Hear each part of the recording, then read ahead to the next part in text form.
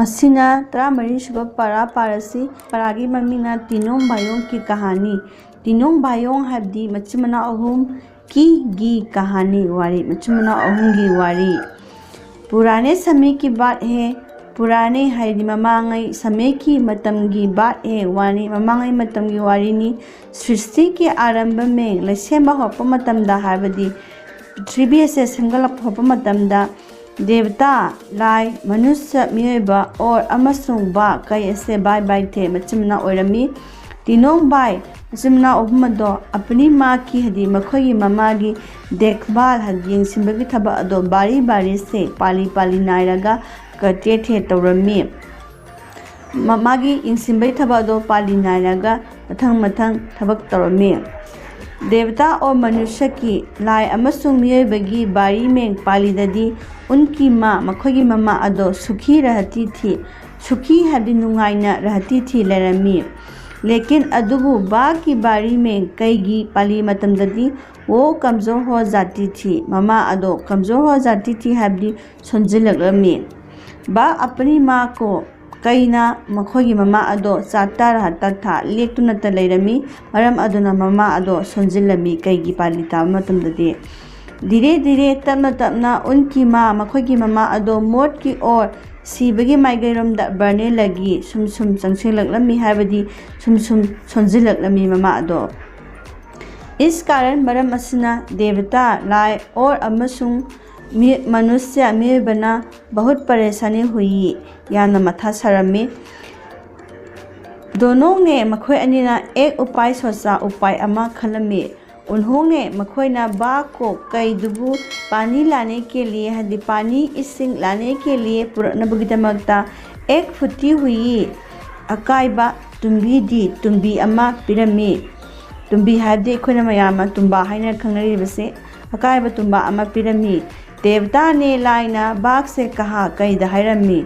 माँ को प्यास लगी है। इमा से प्यास लगी है हदी सिंह खोरांगे। इस तुम्बी में मसी की तुम्बी असिदा पानी भरकर सिंह सोकलगा ले आओ पुरऊ। खाली हाथ अदी हांग हांगना मत चले आना लाकनुको। हाँ होय मैं पानी जरूर लाऊंगा। मैं पानी इसिंग जरूर लाऊंगा। जरूर हदी सोइदना लाऊंगा पुरकनी।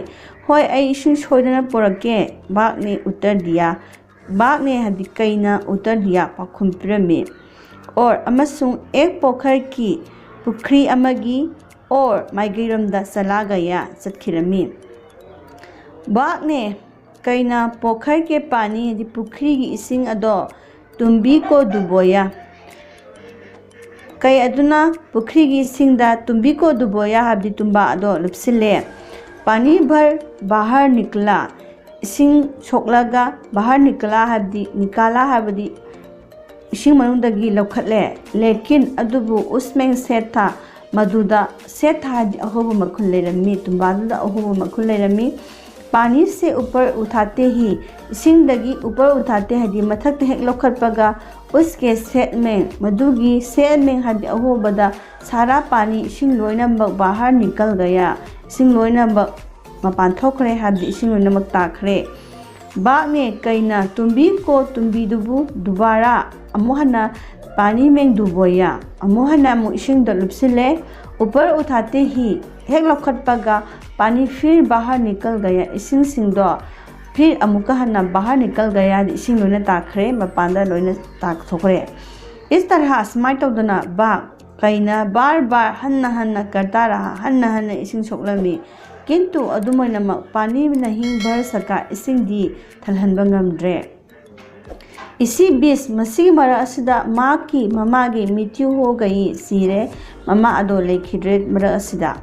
देवता और मनुष्य ने लाई अमसुंग मियोबना माँ के साप को ममा की साप को हब्दी असी भक्सांग अदुबु चुल्हे के नीचे चुल्हे हब्दी खुगी लेरंग की मखादा गाड़ दिया हमजिले। बाघ माँ के सब को कईना ममा की असी भक्सांग अदो नहीं खोज पाया हब्दी थीबा फंगद्रे। अपनी माँ की मखोगी ममा की मृत्यु के बाद लेखिद्रबा मतुंगदा तीनों भाइयों ने मचिमना अहुम अदुना अलग अलग तोंगान तोंगान रहने का लेननबगी निर्णय किया वरेपलमी। देवता ने लाइना स्वर्ग को चुना स्वर्गद लेरगे हाइना चुना खलमी। मनुष्य मियोइबा और अमसुंग बाघ मेंग से कईगी मनुंगदा एक को अमदी जंगल में रहना था जंगलदा रहना था हदि लेबा तारमी। दूसरे को अतोपदुना गांव में खुंगंगदा मियोइबा अमसुंग कईगी मनुंगदा अमना जंगलदा लेरगा अमना खुंगंगदा लेबा तारमी। उनमें से मखोई अनिगी मनुंगदा कोई भी कनामता जंगल में उमंगदा जंगलदा नहीं रहना चाहता था लेबा पामलंदे। देवता ने लाइना एक उपाय निकाला उपाय अमा थिरमी। उसने महागना एक धनुष और तीर बनाए लिरुंग अमा अमसुंग तेंजे अमा सेमलमी। उसने महागना बाघ से पूछा कईदा हंगलमी कईदा हायरमी क्या तुम इसे लेना चाहोगे नहाक इसे लेना चाहोगे मसे लोबा पाम्ब्रा ये मसे तुम्हारे काम आ सकता है नहा की थबकता कानरक याय। बाघ ने उत्तर दिया बाघ ने कई ने उत्तर दिया पाखुम्बिरमी नहीं पामदे मुझे नहीं चाहिए ऐदी पामजदे मेरे लिए ऐगिदमक्तदी दात या और अमसुंग नाखुन ही खुजिनसिना काफ़ी है याजरे इसे मसीदी उस बिजली उपाय लेजद्रबा मनुष्य को दे दो मियोइबदा पिखो। देवता ने लाइना धनुष और तीर लिरुंग अमसुंग तेन अदो मनुष्य को दे दिया मियोइबदा पीरे। दूसरे दिन मथंगी नुमिता देवता ने लाइना मनुष्य और मियोइबा अमसुंग बाघ के बीच कईगी मरक्ता दौड़ का मुकाबला लंजेन तानबगी थौरम अमा आयोजित किया पांगथोकलमी। घर से थोड़ी दूर युमदगी थोड़ी दूर हदी खर लापतकना एक पेड़ था उ अमा लेरमी। उस पेड़ के पास उस पेड़ के हदी मदुगी उ अदुगी पास मनाक्ता बाघ और मनुष्य कई अमसुंग मियोइबदो खड़े थे लेपलमी। दौड़ शुरू हो गई दौड़ हदी लमजेल अदो शुरू हो गई हौरमी। बाघ कईना घर की ओर युम की माइगैरोमदा तेजी से दौड़ने लगा तेजी से हदी यम दौड़ने लगा चेनबा हौलमी। देवता ने लाइना मनुष्य से मियोइबदा घर की ओर युम की माइगैरोमदा तीर चलाने को कहा तेन कापननबा हायरमी। तीर बाघ से पहले तेन अदुना बाघ से पहले हबदी कईदगी हाना घर पर युमदुदा लग गया युमदुदा पाले। देवता ने लाइना मनुष्य को मियोइबना जीतने की कारे हाइना घोषणा कर दी लाउथोकलमी। लाइना मियोइबना ngमले हाइना लाउथोकलमी। मनुष्य को मियोइबदो गांव में खुंगंगदुदा रहने का लेननबगी अधिकार मिला हक फंगलमी। बाघ को कईना रहने के लिए लेनबगीदमक्ता जंगल में उमंगदा जाना पड़ा सिर्खी बतारमी।